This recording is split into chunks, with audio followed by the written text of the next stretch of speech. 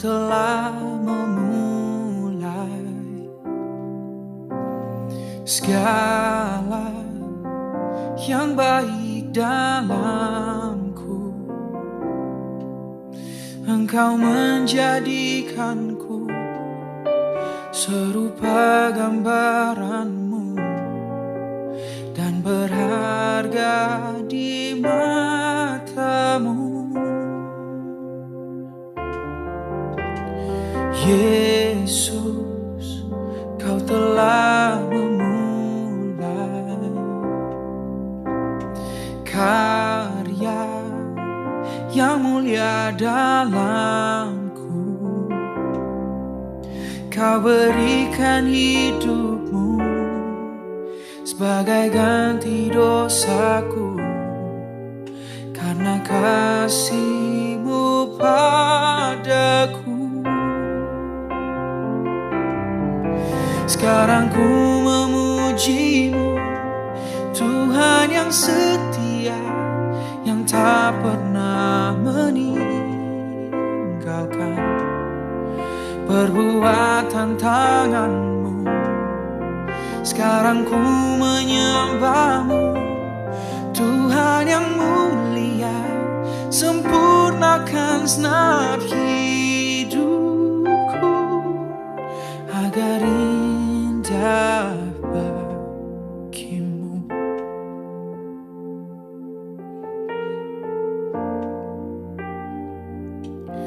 Oh Yesus, kau telah memulai segala yang baik dalamku. Engkau menjadikanku serupa gambaran-Mu dan berharga di mata-Mu. Yesus, kau telah memulai karya yang mulia dalamku. Kau berikan hidupmu sebagai ganti dosaku, karena kasih-Mu padaku. Sekarang ku memuji-Mu, Tuhan yang setia, yang tak pernah meninggalkan perbuatan tangan-Mu. Sekarang ku menyembah-Mu, Tuhan yang mulia, sempurnakan segenap hidupku agar indah bagi-Mu. Oh, sekarang ku memuji-Mu, Tuhan yang setia, yang tak pernah meninggalkan perbuatan tangan-Mu. Sekarang ku menyembah-Mu, Tuhan yang mulia, sempurnakan segenap hidupku agar indah bagi-Mu.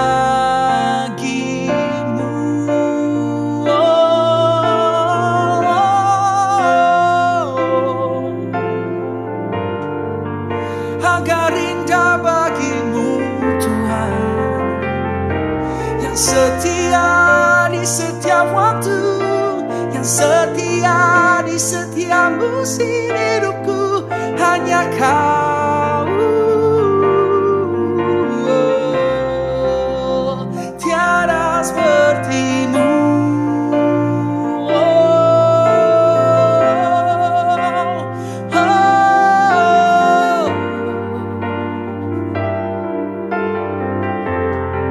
Yang mulia, yang berharga, Kau berikan hidupmu bagiku.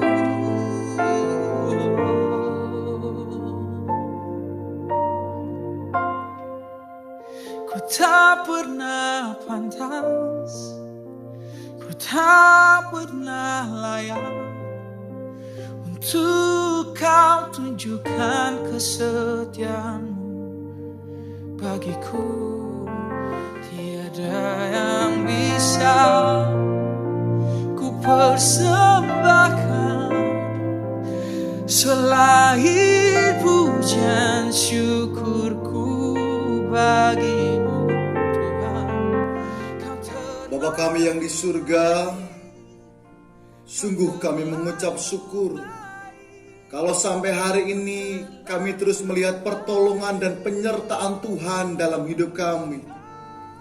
Oleh sebab itu, pagi hari ini kami perlu firman-Mu untuk menjadi pegangan di masa-masa yang sukar ini. Berkati hamba-Mu yang akan menyampaikan kebenaran firman Tuhan. Biarlah firman-Mu dapat termeterai dalam hidup kami, dan kami menjadi pelaku-pelaku firman di hari-hari ini. Kami siap untuk mendengarkan firman-Mu. Dalam nama Tuhan Yesus Kristus. Haleluya. Amin. Salam Bapak Ibu yang dikasihi oleh Tuhan, kita ketemu kembali dalam ibadah online. Saya berdoa biar setiap kita mendapatkan perlindungan, pertolongan, dan mujizat daripada Tuhan. Mari pagi hari ini kita akan belajar tentang perumpamaan Tuhan Yesus yang diajarkan dalam hidup kita, yaitu mengenai anak sulung dan anak bungsu. Oleh sebab itu pagi hari ini saya memberikan tema kurangnya rasa syukur. Saya ulangi, kurangnya rasa syukur. Kita membuka Alkitab kita dalam Injil Lukas pasal yang ke-15 ayat 25 sampai dengan ayatnya yang ke-32. Namun saya akan membacakan ayat yang ke-25 demikian. Tetapi anaknya yang sulung berada di ladang, dan ketika ia pulang dan dekat ke rumah, ia mendengar bunyi seruling dan nyanyian tari-tarian. Bapak Ibu yang dikasihi oleh Tuhan Yesus Kristus, kita sering mendengar perenungan tentang perumpamaan Tuhan Yesus tentang si bungsu dan si sulung. Saya mau tanya kepada saudara, siapa menurut saudara yang perlu bertobat di sini? Si sulung atau si bungsu? Jawabannya, dua-duanya perlu bertobat. Adanya si bungsu yang sudah hidup dalam kejahatan, hidupnya rusak, hidupnya hancur dan miskin. Dia harus bertobat, datang kembali kepada bapaknya. Apa kira-kira penyebab si sulung ini berdosa kepada bapaknya? Kesalahan si sulung yaitu tidak menerima adiknya karena kurangnya rasa syukur. Oleh sebab itu pagi hari ini kita akan belajar supaya hidup kita memiliki hati yang bisa mengucapkan syukur. Supaya hidup kita tidak seperti si sulung. Siapakah si sulung ini? Si sulung ini gambaran saudara dan saya. Kita yang sudah bertahun-tahun menerima Tuhan Yesus, menerima anugerah. Kita menikmati baitnya, menikmati pemeliharaannya yang sempurna dari Bapa. Dan kelemahan kita orang percaya di hadapan Bapa ialah kurangnya rasa syukur. Jadi kalau hidupmu dan hidupku kita kurang rasa syukur, berarti kita perlu bertobat seperti si sulung. Ada beberapa poin kenapa orang percaya kurang rasa syukur. Ada 5K yang hari ini saya akan terangkan kepada saudara. K yang pertama yaitu keserakahan. Tahukah saudara, kurangnya rasa syukur dalam hidup kita adalah keserakahan. Jikalau Anda hidup dalam keserakahan, maka Anda tidak bisa mengucap syukur. Mari kita akan membuka Alkitab kita. Apa yang diproteskan si sulung kepada bapaknya. Dalam ayatnya yang ke-29 kita akan baca. Lukas 15 ayat 29. Tetapi ia menjawab ayahnya, katanya, telah bertahun-tahun aku melayani Bapa, dan belum pernah aku melanggar perintah Bapa. Tetapi kepadaku belum pernah Bapa memberikan seekor anak kambing untuk bersukacita dengan sahabat-sahabatku. Bapak Ibu yang dikasihi oleh Tuhan, menurut saudara, apakah Bapak itu pelit? Apakah bapaknya si sulung ini pelit? Maka kalau kita membaca ayat yang ke-12, kita akan menemukan jawabannya. Saya akan bacakan ayat yang ke-12. Kata yang bungsu kepada ayahnya, Bapa, berikanlah kepadaku bagian harta milik kita yang menjadi hakku. Lalu ayahnya, dengarkan, lalu ayahnya membagi-bagikan harta kekayaan itu di antara mereka. Bapak Ibu yang dikasihi oleh Tuhan Yesus Kristus, ini bapak ini tidak pelit, dia membagi dengan baik sesuai hukum Yahudi. Saudaraku, hukum Yahudi, anak sulung mendapatkan bagian harta kekayaan ya 2/3 dari adiknya 1/3. Jika bapaknya punya pabrik 10, maka si sulung mendapatkan 6 atau 7. Sedangkan adiknya hanya mendapatkan 3 atau 4. Yang sulung lebih besar. Karena apa? Ini hukum Yahudi. Apa artinya sifat serakah yang dimiliki oleh si sulung? Yaitu selalu merasa kurang, merasa tidak cukup, merasa tidak puas. Bukankah si sulung ini gambaran kita semua yang sering hidup kita tidak merasa cukup, selalu merasa kurang, hidup tidak puas. Olehnya Kolose mengajarkan dalam hidup kita, Kolose 3 ayat 5, demikian firman Tuhan. Karena itu matikanlah dalam dirimu segala sesuatu yang duniawi, yaitu percabulan, kenajisan, hawa nafsu, nafsu jahat, dan juga keserakahan yang sama dengan penyembahan berhala. Saudaraku yang dikasihi oleh Tuhan, Rasul Paulus mengingatkan setiap orang percaya bahwa dosa yang disamakan dengan penyembahan berhala adalah keserakahan. Jadi kalau hidupmu, kenapa tidak bisa mengucapkan syukur? Karena ada keserakahan. Alkitab katakan keserakahan itu sama dengan penyembahan berhala. Kalau saudara hidup serakah, artinya sama dengan saudara hidup menyembah berhala. Apa sih yang disembah dari berhala? Kenapa orang-orang menyembah kepada berhala? Dikira sesuatu yang bisa menolong. Berhala itu bisa menyelamatkan. Tapi yang sebenarnya adalah sia-sia belaka. Suatu kali ada seorang tokoh yang hebat namanya Napoleon Bonaparte, seorang pahlawan dari Prancis.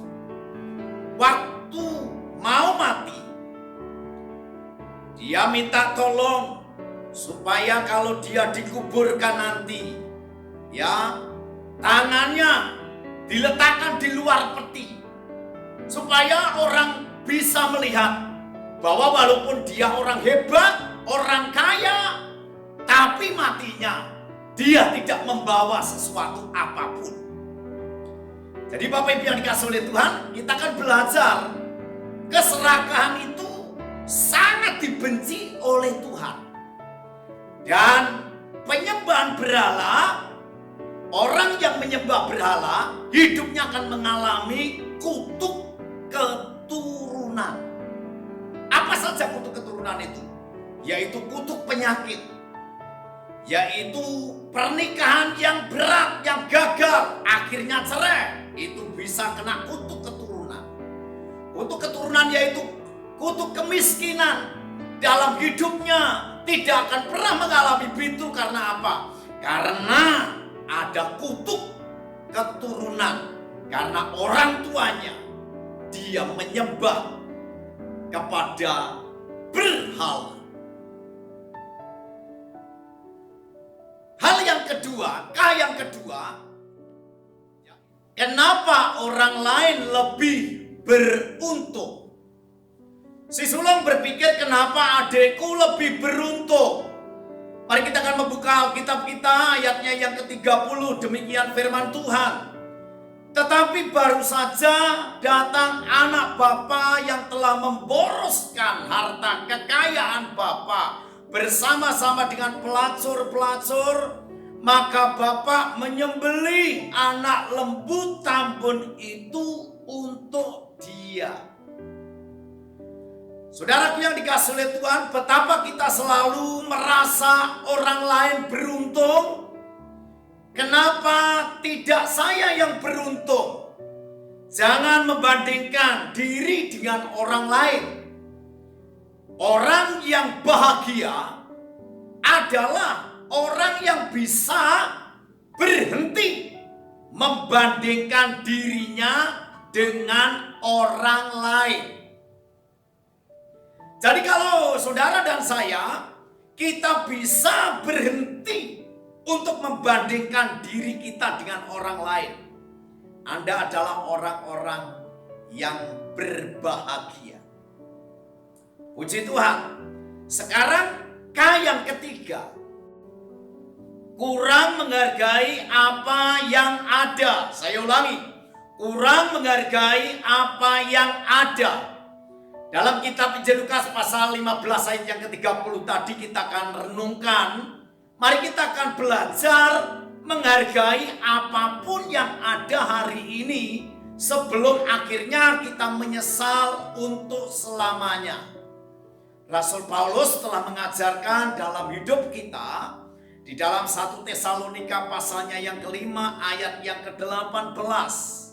Mengucap syukurlah dalam segala hal, sebab itulah yang dikehendaki Allah di dalam Kristus Yesus bagi kamu. Seringkali kita tidak menghargai apa yang Tuhan berikan. Baik itu kekuatan, kesehatan, berkat jasmani, dan berkat rohani. Kalau saudara tidak bisa menghargai pemberian yang daripada Tuhan, inilah yang merusak seseorang tidak bisa bersyukur kepada Tuhan. Selalu apa yang dilihat, apa yang ia punyai, hanya isinya ingin, dan ingin. Hidupnya dikuasai dengan keinginan. Kalau seseorang hidupnya dikuasai oleh keinginan, maka orang tersebut tidak bisa mengucap syukur kepada Tuhan. Karena yang ada dalam benaknya terus kurang, ingin, dan ingin. Puji Tuhan, saya akan lanjutkan untuk K yang keempat. Kurang sabar. Saya ulangi, kurang sabar. Mari kita akan membaca dalam Injil Lukas pasal yang ke-15 ayat 28. Maka marahlah anak sulung itu dan ia tidak mau masuk. Lalu ayahnya keluar dan berbicara dengan dia. Bapak Ibu yang dikasihi oleh Tuhan, si sulung marah karena kurang sabar. Dia tahu kekurangan dan kebobrokan, kelicikan, serta kejahatan adiknya. Tapi ketika adiknya dia datang, dia kurang sabar, dia marah.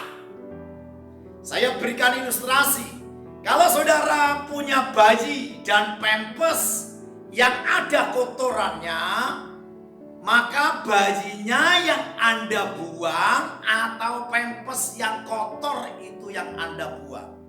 Kalau saudara punya istri, istrimu sedang hidup dalam hal yang tidak benar, hidup dalam kejahatan, apakah istrimu yang Anda buang atau perbuatannya yang harus disirnakan? Kalau suamimu hidup tidak benar, ya hidupnya jahat, hidupnya rusak, apa yang Anda buang? Suamimu atau perbuatannya? Saya percaya kalau Anda punya bayi, maka yang dibuang adalah pampers yang kotor.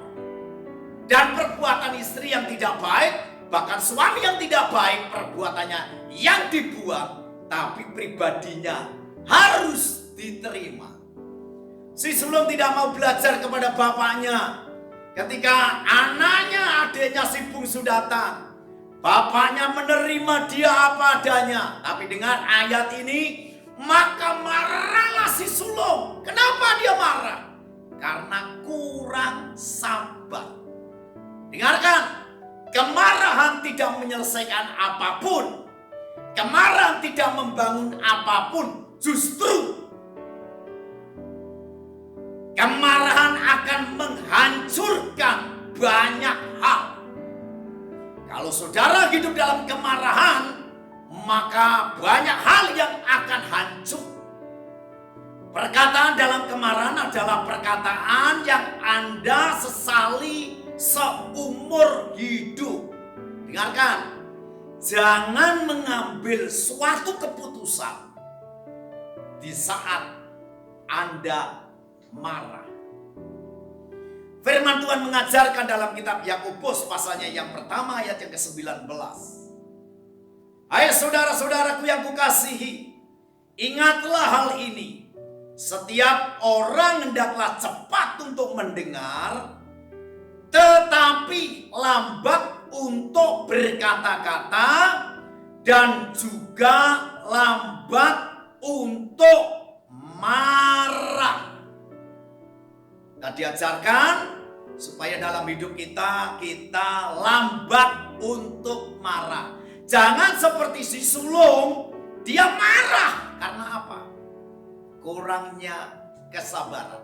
Saya berdoa biar dalam hidup kita, dalam keluarga, dalam pernikahan, kita sebagai bapak, kita sebagai ibu, kita sebagai anak, mari kita akan memiliki karakter Kristus. Salah satunya yaitu hidup dalam kesabaran.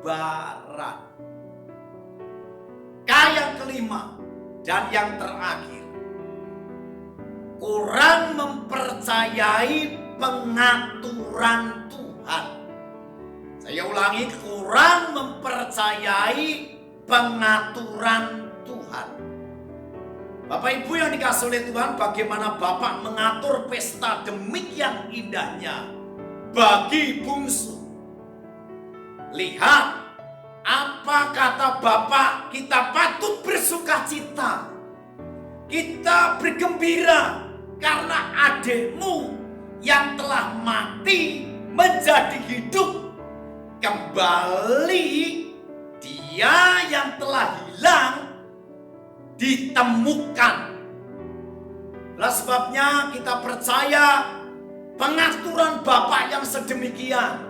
Bapak tahu dia mengatur anak-anaknya. Pengaturan ilahi ada dalam setiap hidup saudara dan saya. Percayalah, keluargamu itu diatur sedemikian berkatnya oleh Tuhan.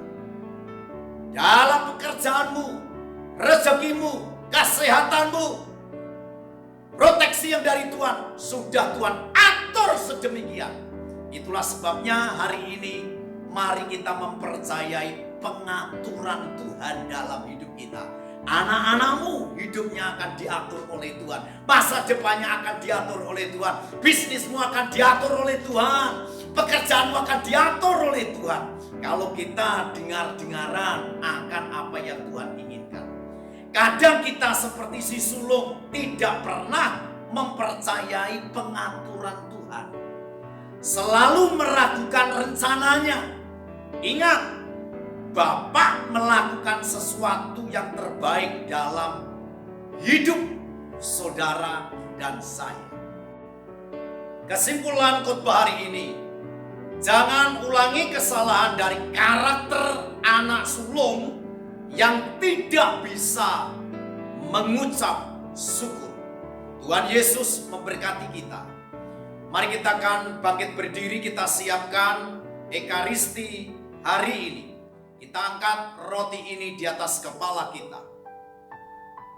Sebab apa yang telah kuteruskan kepadamu telah kuterima dari Tuhan, yaitu bahwa Tuhan Yesus pada malam waktu ia diserahkan mengambil roti, dan sesudah itu ia mengucap syukur atasnya, ia memecah-mecahkan dan berkata, inilah tubuhku yang diserahkan bagi kamu.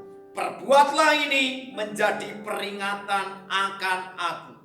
Bukankah roti yang dipecahkan itu adalah persekutuan dalam tubuh Kristus?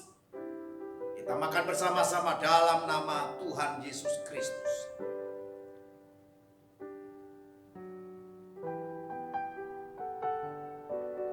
Mari kita angkat cawan ini di atas kepala kita. Demikian firman Tuhan. Demikian juga ia mengambil cawan sesudah makan, lalu berkata, cawan ini adalah perjanjian baru yang dimeteraikan oleh darahku. Perbuatlah ini setiap kali kamu meminumnya menjadi peringatan akan aku. Sebab setiap kali kamu makan roti ini dan minum cawan ini, kamu memberitakan kematian Tuhan sampai ia datang. Bukankah cawan berkat yang atasnya kami mengucap syukur itu adalah persekutuan dalam darah Kristus? Kita minum bersama-sama dalam nama Tuhan Yesus Kristus. Terima kasih Tuhan, untuk kemurahan Tuhan kami boleh menikmati Ekaristi hari ini. Tubuh dan darah-Mu yang Tuhan sudah berikan dalam hidup kami. Firman-Mu yang sudah Tuhan ajarkan dalam hidup kami. Hadirat-Mu kami rasakan. Biarlah Engkau lengkapi kami dengan berkat-Mu hari ini. Mari kita akan membuka tangan dan hati kita untuk menerima berkat yang dari Tuhan. Berkat yang dari Allah Bapa, cinta kasih-Nya di dalam Tuhan Yesus melalui persekutuan kuasa Roh Kudus menyertai-Mu, memberkati-Mu hari ini sampai selama-lamanya. Engkau yang sakit oleh kuasa bilur Yesus, hidupmu mengalami kesembuhan. Engkau yang mengalami tantangan akan mendapatkan kemenangan. Engkau yang mengalami kekurangan, Tuhan akan cukupkan. Di dalam nama Tuhan Yesus, berkat yang terbaik melimpah dalam hidupmu. Perlindungannya mengalir menyertai-Mu hari ini sampai selama-lamanya. Dalam nama Tuhan Yesus, setiap kita yang sudah diberkati berkata, amin. Selamat hari Minggu, Tuhan memberkati.